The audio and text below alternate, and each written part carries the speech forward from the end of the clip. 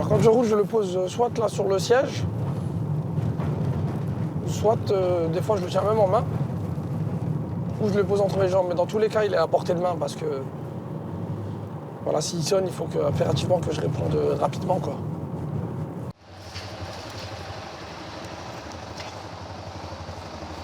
Tiens, regarde là, le papy là. Là, Clio.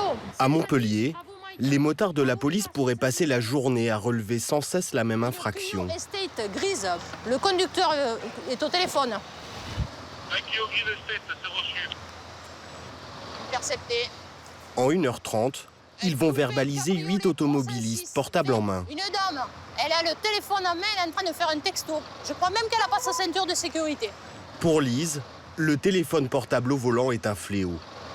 La plupart du temps, c'est des piétons, des deux roues qui se font percuter. Pour une minute, combien 10 secondes d'inattention, c'est peut-être une vie qui bascule. Hein, souvent même. Avec des conséquences irréversibles. 300 mètres plus bas, l'équipe d'interception dresse les PV. La plupart du temps, les conducteurs tentent de minimiser la gravité de l'infraction. Un feu rouge, cherchez la route. Non. Le téléphone, vous avez le copilote. Le copilote, il est là pour ça. Non, hein. je l'ai pas. Quitte à faire preuve d'un peu de mauvaise foi. Vous avez bien un copilote à côté. Ah oui, mais si je demande où je dois aller, dans 2 heures, je suis encore là. Utilisez le GPS. Demain, je suis encore là. Quand on est arrêté à un feu rouge, j'ai du mal, et qu'on regarde le chemin qu'on doit prendre, j'ai du mal à croire que c'est dangereux. Mais bon. Parce que dès que ça fait vert, on laisse tomber le téléphone et on regarde le truc. Quoi. Donc, mais bon, après, ils ont l'autorité, moi je n'ai pas l'autorité, ils feront ce qu'ils voudront, et puis voilà. Ce qui ne m'empêchera pas de recommencer la prochaine fois que j'aurai besoin de trouver le chemin. C'est pas plus grave que ça. La contravention, c'est une amende à 90 €. Super, Une perte de 3 points. super. Le motif est écrit en gras et je vous demanderai une signature dans le dessous. Donc maintenant, je paye, et puis au moins je contribue au redressement de la France. Je valide. Je vais m'en occuper. Ah, je peux le faire. Allez, faites-vous Allez, plaisir. Le plus souvent, les automobilistes verbalisés ignorent le danger. Merci beaucoup. Bonne journée, monsieur. Et vous aussi. Hein. Au revoir. Téléphoner multiplie par 3 le risque d'accident, la lecture ou l'envoi d'un SMS par 23. Un usage qui peut être mortel.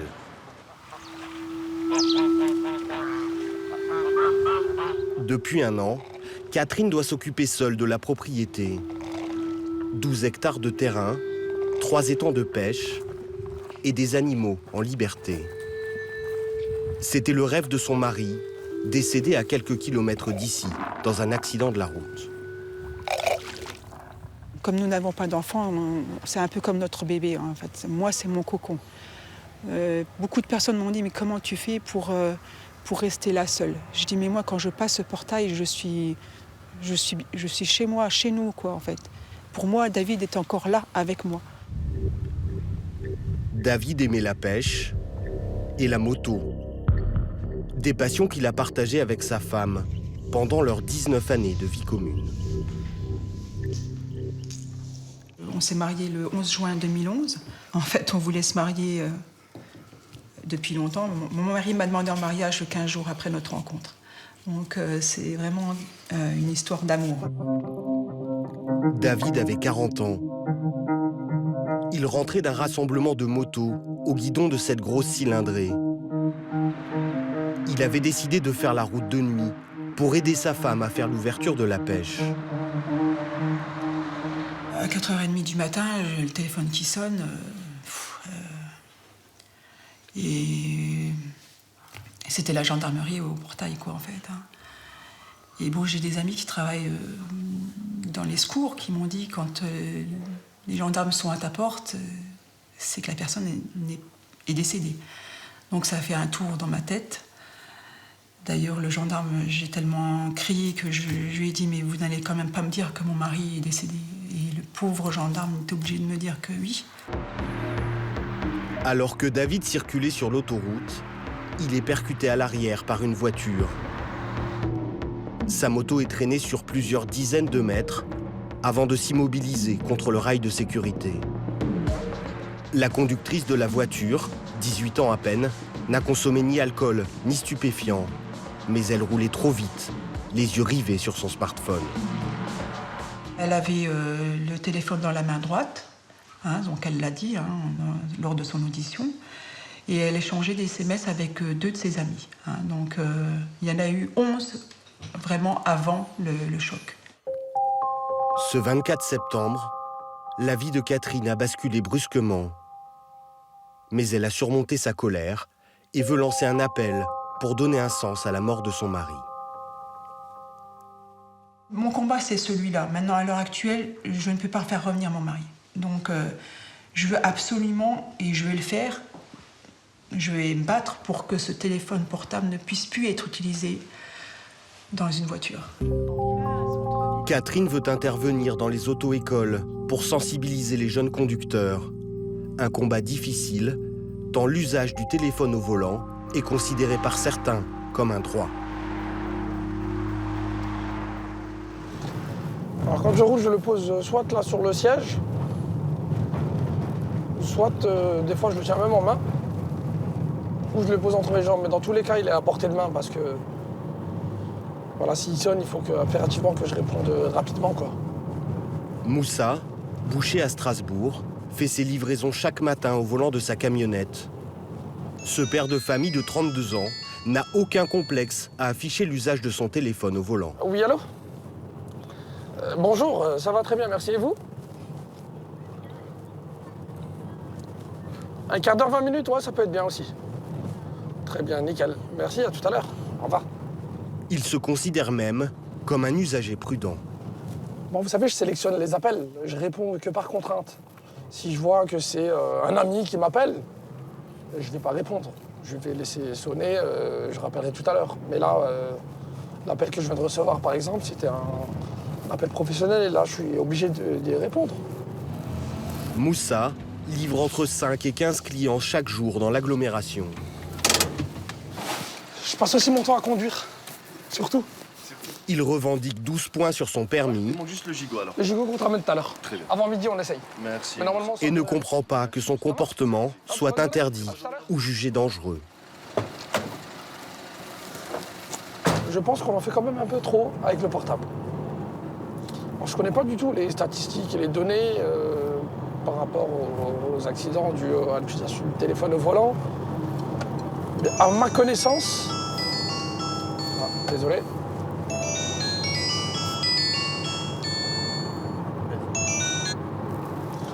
Allô ? Ouais, dis-moi. Ce jour-là, en l'espace de 2 heures, Moussa va passer ou répondre à 9 coups de téléphone.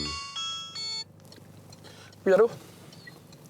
Et même taper un message en plein trafic. Alors je vais envoyer un SMS à mon chef boucher pour qu'il me prépare une commande que je ne peux pas lui transmettre oralement parce qu'il y a plusieurs choses. Comme ça, il a une trace aussi de la commande.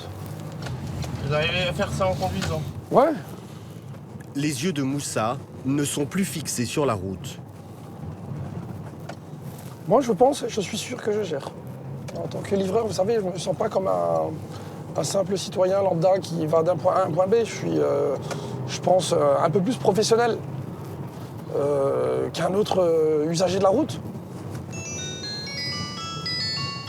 Allô ? Un sentiment d'invincibilité qui peut s'avérer tragique. Christophe a accepté de témoigner anonymement. Il y a 2 ans, sur cette route, il lisait un SMS au moment du choc. Voilà, c'est par ici que ça s'est passé. Donc j'arrivais par là-bas, et lorsque mon téléphone a retenti pour le message, je suis arrivé à ce niveau-là, j'ai tapé le trottoir, j'ai mis un coup de volant sur ma gauche, par réflexe, et malheureusement il y avait un véhicule qui venait dans l'autre direction, et dans lequel j'étais tapé. Choc frontal, ouais. Un choc frontal. Les 2 véhicules finissent aux épaves. Sur l'instant, il n'a même pas vu la voiture d'en face. Je sors du véhicule, je ne savais pas que j'avais tapé un autre véhicule.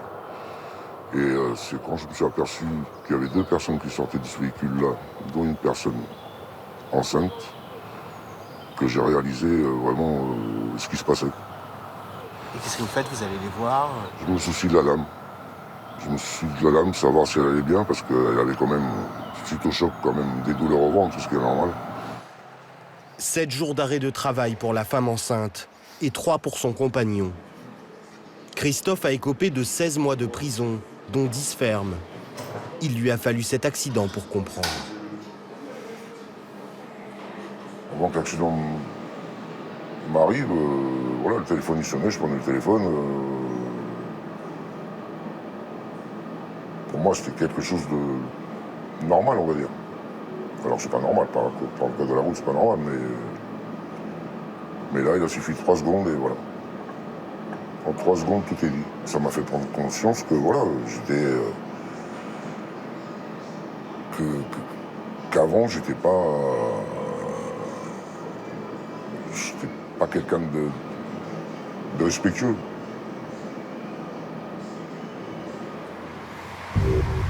Un irrespect ou une inconscience qui peuvent prendre des proportions impensables.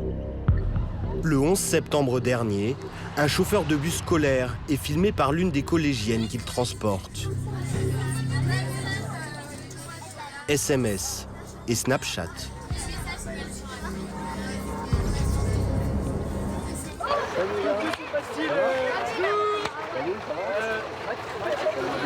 C'est le père de cette collégienne qui lui a demandé de filmer.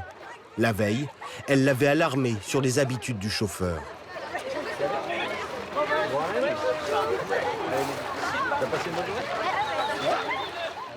Bruno est moniteur d'auto-école.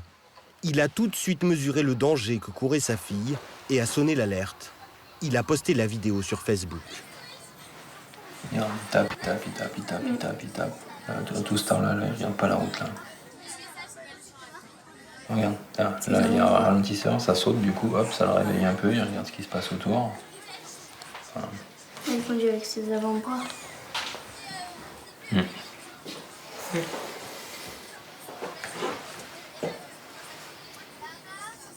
Pour taper son texto, forcément, il regarde pas la route, quoi. Il regarde pas la route. Ok, on voit que l'allure, elle est pas très rapide, mais c'est la sortie du collège. Sur les trottoirs, forcément, il y a tous les élèves qui sont à pied, en vélo, ça chahute. Il n'y a rien de pire qu'un ado ou un pré-ado pour pas se rendre compte du danger qui se passe autour de soi. Et voilà, je suis lassé de voir quelqu'un qui préfère son téléphone aux 50 billes qu'il a dans son bus, quoi. Et ça, moi, je dis non, stop, clairement. Mais Bruno se défend d'avoir voulu stigmatiser un homme. J'espère qu'il comprend mon action, même s'il doit me détester sûrement, mais qu'il se dise que ça se trouve, je lui ai peut-être sauvé la vie aussi, quoi. Depuis, le chauffeur ne circule plus sur cette ligne. Contacté par téléphone, sa hiérarchie affirme que le nécessaire a été fait. Aujourd'hui, 59% des conducteurs déclarent utiliser leur téléphone au volant.